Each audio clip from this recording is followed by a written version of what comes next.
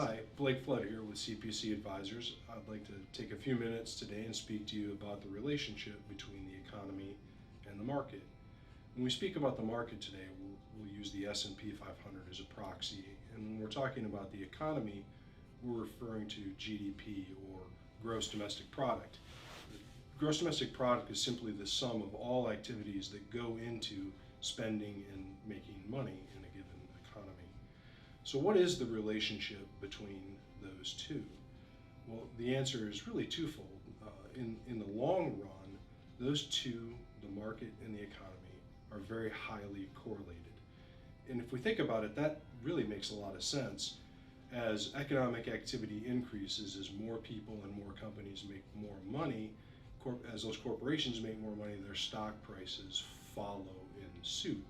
So as we've averaged 3% economic growth since World War II, we've seen a continual rise in the stock market over long periods of time. Short periods of time, however, that correlation can break down. And there are a number of reasons for that, but two that I think stand out are geopolitical events, where we have an event that may happen that may roil the markets, but really doesn't have any long-term impact upon the economy. If we think back to Brexit or the presidential election in 2006, we had kind of wild market reactions for a short period of time, but really no economic impact. Probably the bigger reason, however, is the fact that they look in different directions. And what do I mean by that?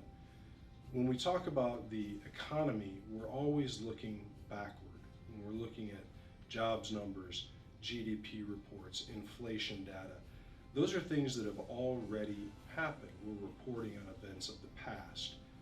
The market is a forward-looking mechanism, so the market is looking at what are corporate earnings going to be next quarter, next year, the year after. And those two factors can lead to wildly divergent periods of time.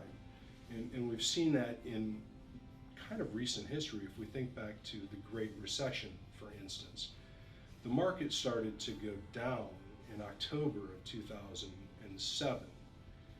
We didn't actually have the recession begin until months later. The market then in 2009 kind of inexplicably just started to go up and never looked back, when we know now that the recession didn't end until months after that fact. And the reason for that is that the market was anticipating what was going to happen the following quarters, the following years.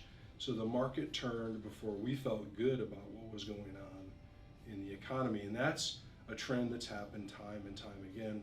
Anytime that we see a recession, if we look at the 81 to 83 recession, it was the exact same dynamic. So the market is anticipating, economic reporting is looking in the rear view mirror. So we can have divergent periods of time. That does not mean that the market, however, is always correct. Since World War II, we've averaged a 10% decline in the market about every 12 to 18 months. So it's a fairly common market action. However, we've had a recession about every 7 years. So it's impossible really to use market movement as a predictor of recession. It's also impossible to predict exactly when a recession is going to happen and to time the market. So as investors, how do we have to go about dealing with those divergent facts? What we need to do is we need to have a diversified portfolio that invests across a broad number of assets: stocks, US stocks, international stocks, bonds, at times real estate. And the other answer is we have to stay fully invested over time, because as we've seen, it's just impossible to time what the market is going to do. Thanks again for taking a few minutes and listening to our talk about the relationship between the markets and the economies. I appreciate your attention.